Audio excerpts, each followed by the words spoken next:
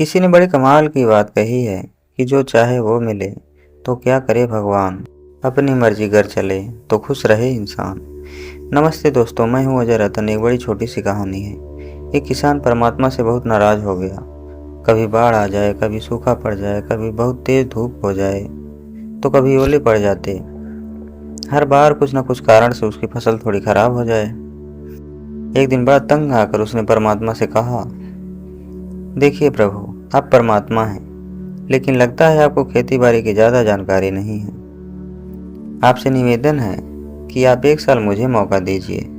जैसा मैं चाहूँ वैसा मौसम हो, फिर आप देखना मैं कैसे अन्न का भंडार भर दूंगा। परमात्मा ने मुस्कुराते हुए कहा, ठीक है, जैसा तुम चाहोगे वैसा मौसम दूंगा, मैं दखल नहीं करूंगा। किसान ने गेहूं की फसल लगाई। जब उसने धूप चाही तब धूप मिला, जब पानी चाही तब पानी। तेज धूप, ओले, बाढ़ आने की उसने अवसर ही नहीं दी।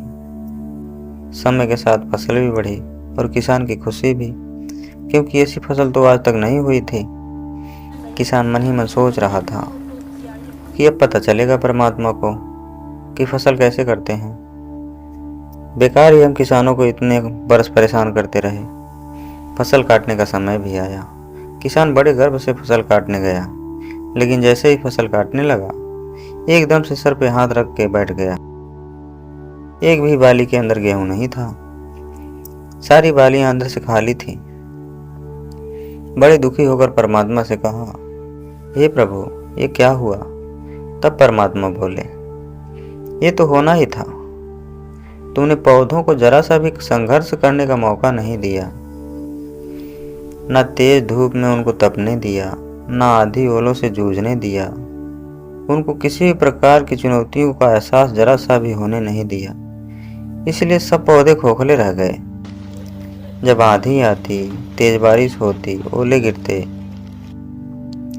तब पौधा अपने बल से ही खड़ा रहता है।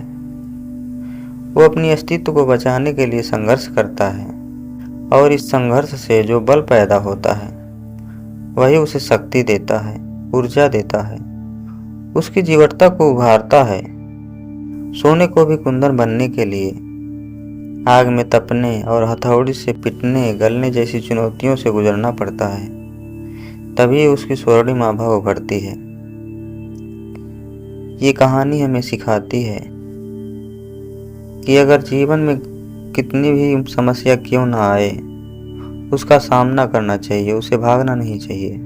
जितनी भी परेशानियां आती हैं हमारे जीवन में, हमें निखारने के लिए आती हैं। इसलिए परेशानियों का सामना करते रहो और आगे बढ़ते रहो।